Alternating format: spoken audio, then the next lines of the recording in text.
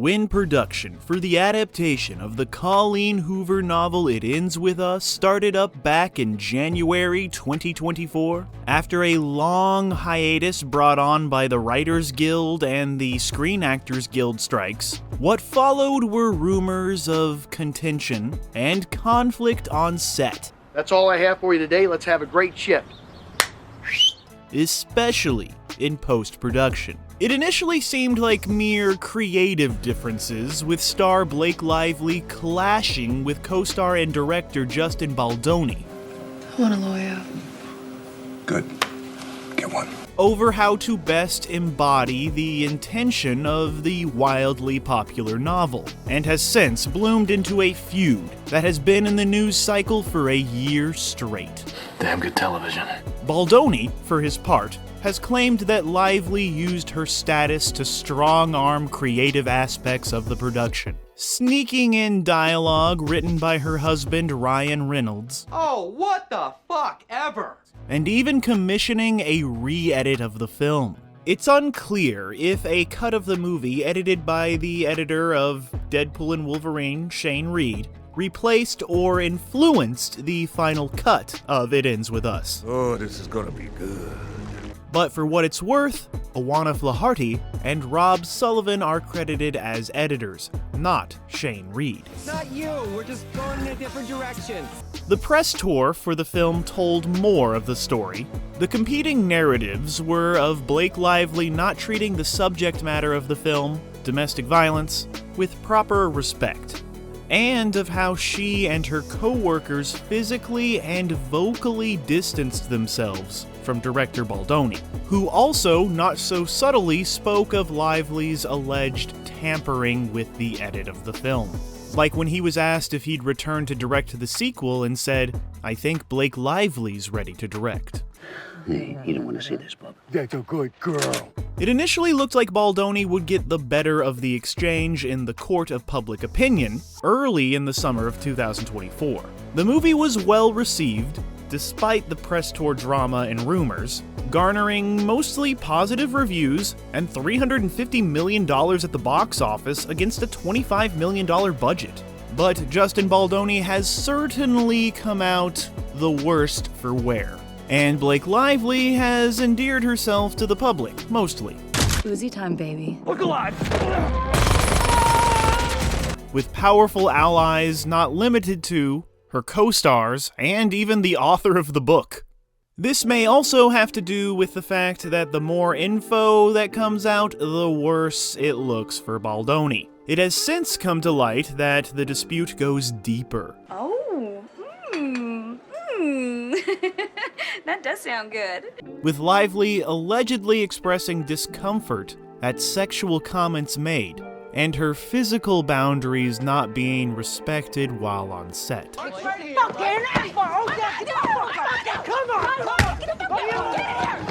This allegedly took the form of Baldoni taking the intimate aspects of the scene further in rehearsals than what was called for in the script.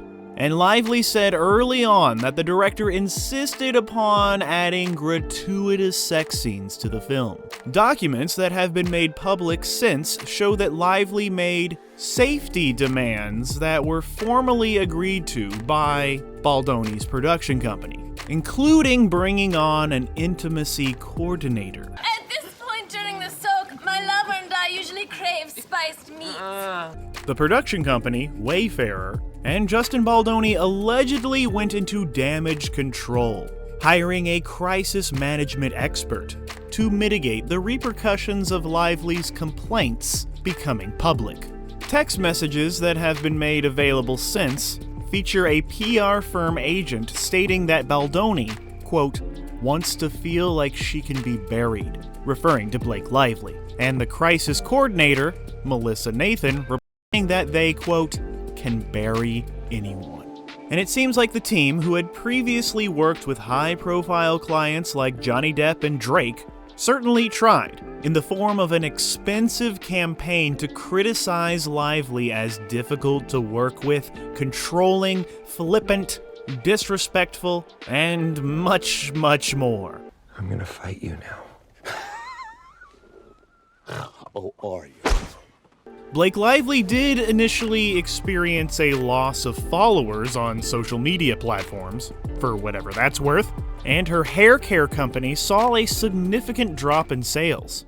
The conflict between Blake Lively and Justin Baldoni seriously escalated in December of 2024, when Lively filed a formal complaint with the California Civil Rights Department against Baldoni and his production company. The complaint presented the acts of harassment and abuse as evidence of a hostile work environment, and the social media campaign against her as retaliation for complaining about it. This coincided with a lawsuit against Baldoni directly for sexual harassment.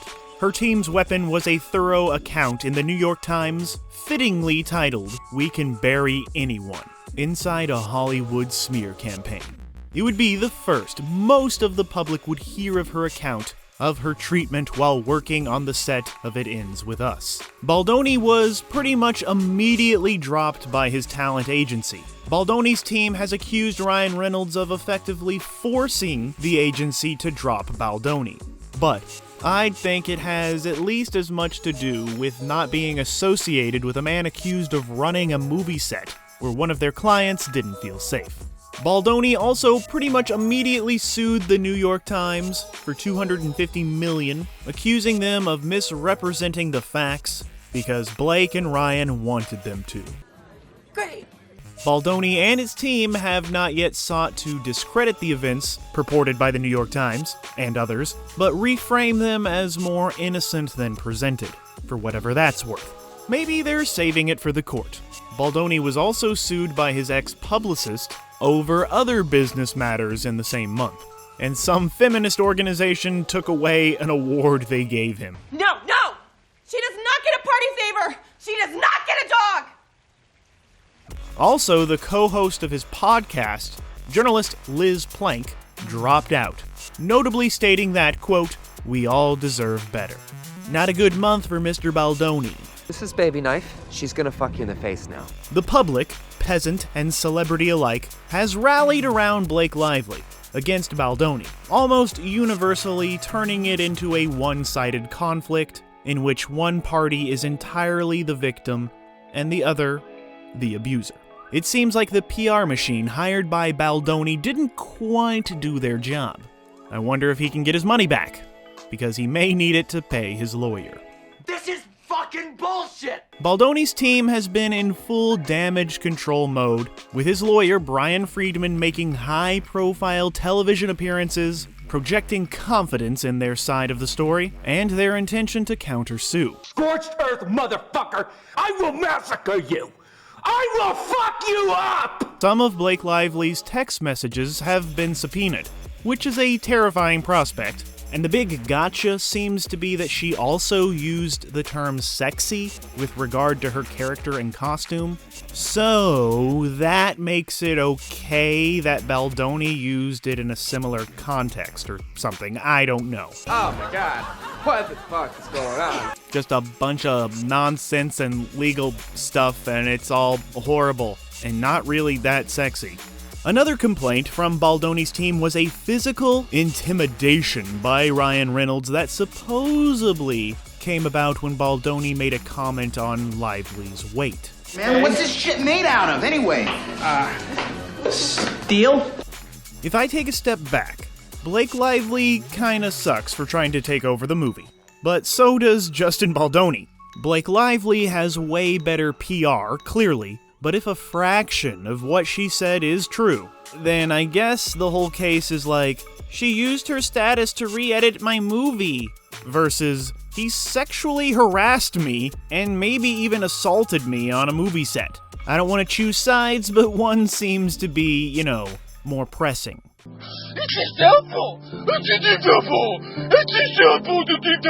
And now, Justin Baldoni is set to sue over Nicepool from Deadpool and Wolverine, because he thinks it's an extended joke about him. And this is the best kind of self-own. So yeah, let's talk about Nicepool a bit. He's a shallow, fake, nice guy in a shitty man bun that presents veiled insults as compliments, and virtue signals the hell out of his feminist status as a defense for questionable behavior. I adore Nicepool.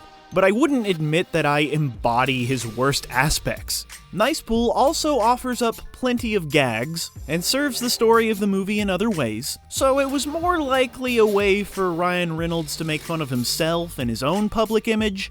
Ah, that's funny. I can gently tap the fourth wall too. The proposal. But yeah, even if it was an intended jab at Baldoni, if Blake Lively's accusations against him approach truth, he can count himself lucky that being made fun of in a huge movie is one of his chief worries. She just had a baby too and can't even tell. I don't think you're supposed to say that. There are so many power dynamics in play in this one. Like, who's really in control when creating a movie? Does the director decide what's best for a movie? Or does the movie star? And can an actor explore what works best for the scene and a character, even if the director disagrees? And are you allowed to just take a movie and re-edit it and call it your own? I don't know. But you're also not allowed to sexually harass people if he did that. The latest in this dramatic and legal saga is a January 16th lawsuit filed jointly by Justin Baldoni, his production company, and the team that he hired to smear Blake Lively. They are seeking $400 million in damages. $100 billion. In a New York court, and are formally contesting claims made by Lively's team, major publications, and the agency that fired Justin. They say they've got the receipts, or I guess the text messages. At any rate, the truth that the rich and famous, powerful people have carefully fabricated will soon come to light. Before we continue with our video, here's a reminder to click the Store tab on any of our JoBlo channels and browse our collection of the latest and freshest designs in our merch store. Go get you some. So yeah, this is far from over, but as it progresses, the case that Baldoni's lawyers are making, that he is set to lose millions in wages as a result of the press and public statements bent against him, seem legitimate. He was on the verge of being a big player in Hollywood, perhaps especially with a potential sequel to It Ends With Us.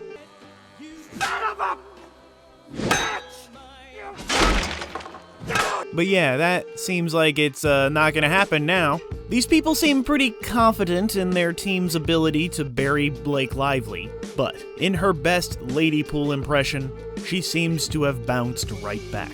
I guess Justin Baldoni pissed off the wrong Hollywood power couple. You know, like an F around and find out kind of situation. So yeah, hopefully our judicial system is fair and balanced and can get to the bottom of this and reveal the truest of truths. And nobody really knows what happened except for Justin and Blake. And maybe we'll find out that Justin is a piece of garbage, and maybe we'll also find out that Blake Lively is a piece of garbage. That is one big pile of shit. You know what? Maybe the truth lies somewhere in between.